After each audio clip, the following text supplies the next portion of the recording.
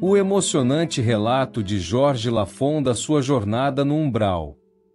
Ajude nosso canal, se inscrevendo, curtindo o vídeo, comentando, compartilhando para os seus amigos e doando qualquer valor através do botão Valeu.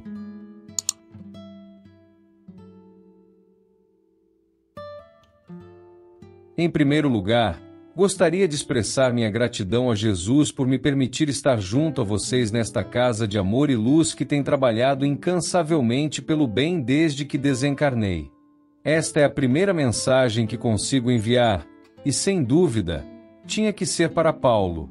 Paulo, sinto muitas saudades de várias pessoas que ficaram aí, mas entre elas você é o único, sempre me apoiando e estando ao meu lado nas melhores e piores horas, testemunhando tudo de perto. Meu desencarne foi repentino, e quando percebi, já estava cercado por uma grande escuridão.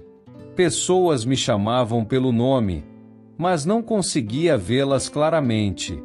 Entre esses chamados, havia muitos gritos e gemidos, e eu ainda não entendia nada. Pensava que estava tendo um daqueles pesadelos vividos, horríveis e intermináveis, sem perceber que já tinha desencarnado. Quando alguém gritou meu nome e disse: "Seu filho da puta, você está morto." Eu não queria acreditar. Comecei a correr, chamando por você e gritando o nome de Deus, mas tudo era em vão. Somente almas ruins passavam perto de mim, cuspiam em mim e diziam: "Viado, eu que já tinha sofrido tanto com isso, quanto mais eu corria, mais cansado ficava." Mas como eu estava morto e acabei caindo em exaustão, eu estava enfiado no lodo fedorento onde almas, mesmo sem corpos físicos, pareciam estar em decomposição. De repente, um homem com barba e uma roupa toda preta apareceu na minha frente, e ele ria muito. Perguntei por que ele estava rindo de mim e ele respondeu: "Você teve todas as chances para não vir parar aqui. E mesmo assim veio." Questionei o que eu havia feito, mas ele só me dizia: "Você sabe." Pensei que os evangélicos estavam certos, que gays iriam para o inferno. Seria isso? Ele me disse que não, que o que importava era somente o bem que não se faz, o julgamento do próximo, a falta de caridade e tantas outras coisas. Ele continuava rindo e eu comecei a pensar em todas as vezes que poderia ter feito bem, mas decidi não fazer porque estava preocupado somente comigo. Mas eu vinha de uma família pobre. Qual era o problema em me preocupar comigo? Mas eu estava errado, mesmo tendo uma vida muito difícil. Eu poderia ter ajudado mais pessoas. Parecia que meu castigo seria grande. Não bastava apenas me arrepender. No umbral não se sabe qual dia ou ano e quanto tempo ficaremos sofrendo, o que o torna ainda pior. O clima do lugar não muda, não há dia e não há noite. É tudo escuro. As únicas claridades que se pode ver são do fogo que consegue queimar as almas. Pensei: quem será que criou esse lugar? Não sei quanto tempo se passou, mas um dia fui surpreendido por uma multidão de espíritos que exalavam um cheiro forte de enxofre. Eu estava tão fraco que até fome sentia, o que me deixou confuso. Afinal, um morto não deveria sentir fome. Esses espíritos me pegaram à força, acorrentaram-me e me levaram para um lugar sombrio, onde havia várias gaiolas suspensas. Abaixo de mim um fogo ardente queimava, mas não iria me matar, já que eu estava morto. As gaiolas estavam cheias de pessoas gritando e sofrendo, e aquela tortura parecia nunca acabar. Na terra diziam que bastava o arrependimento para sermos salvos, mas parecia que não era bem assim, já que eu já estava arrependido e ninguém aparecia para me ajudar. Não tinha ideia de quanto tempo se passou, pois não havia mais nada a ver além do fogo e das gaiolas. Meus pensamentos eram tão tortuosos quanto o lugar em que eu me encontrava. Não conseguia entender como cheguei ali ou o que havia feito para merecer um castigo tão terrível. Enquanto observava as almas presas nas gaiolas, Pude ver que a maioria delas parecia ter vivido uma vida de maldade e egoísmo. Mas eu? Será que eu havia sido tão ruim a ponto de merecer estar ali? À medida que o tempo passava, eu me perguntava se algum dia conseguiria sair daquele lugar. Minha esperança estava se esvaindo e eu começava a acreditar que estava condenado a ficar ali para toda a eternidade. Paulo, leia atentamente essa mensagem, pois quero que você e as pessoas que amamos não cometam os mesmos erros que eu cometi.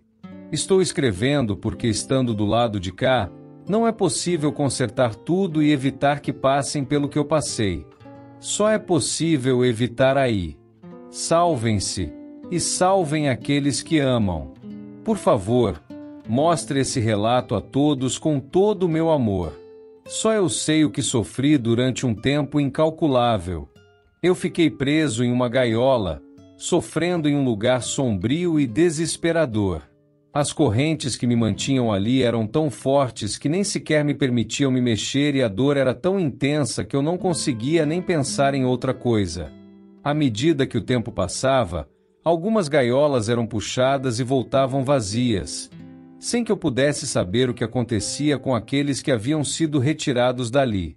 Eu não sabia se essa era uma esperança ou um terror ainda maior. Finalmente, um dia chegou, e a minha gaiola começou a ser puxada. No alto do penhasco, eu vi uma figura vestida de preto e outra de branco. A pessoa de branco gritava com a de preto, perguntando quem poderia ser maior do que Deus, enquanto a outra respondia que ninguém poderia. Isso se repetiu várias vezes, até que eu percebi que a pessoa de preto era um serviçal. Conforme a pessoa de branco se aproximava, comecei a enxergá-la melhor e me dei conta de que era o Zacarias. Nunca imaginei que ele estivesse naquele lugar e minha esperança se renovou. Eu sabia que ele tinha um coração grande que faria tudo o que estivesse ao seu alcance para me ajudar. Paulo, eu te suplico, não deixe que as pessoas que você ama cometam os mesmos erros que eu cometi. Não deixe que elas sofram como eu sofri. Use a minha história como um alerta e como um exemplo. Zacarias me estendeu suas mãos gentis e disse: Jesus ama muito você. Ele sabe de tudo. Ele sabe que, apesar de seus erros, você fez luz no caminho de muitos. Agora você precisa vir comigo. Naquele momento, senti um alívio profundo, como se um peso tivesse sido retirado dos meus ombros. Eu segui Zacarias, agarrando firmemente sua mão forte e bondosa.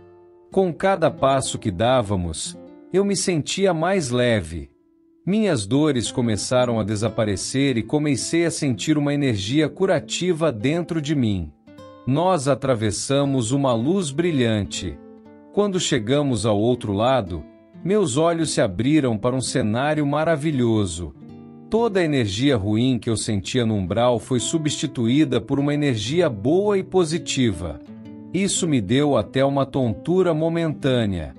Zacarias explicou que era comum e me levou para ser purificado de qualquer energia negativa restante.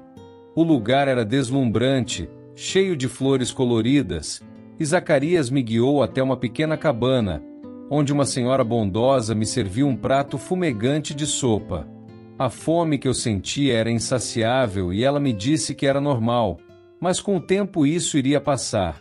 À medida que eu me recuperava, Zacarias me contou sobre a vida desse lado e como tudo funciona depois da morte. Ele explicou que o amor é o que nos guia e nos ajuda a avançar no caminho da evolução espiritual.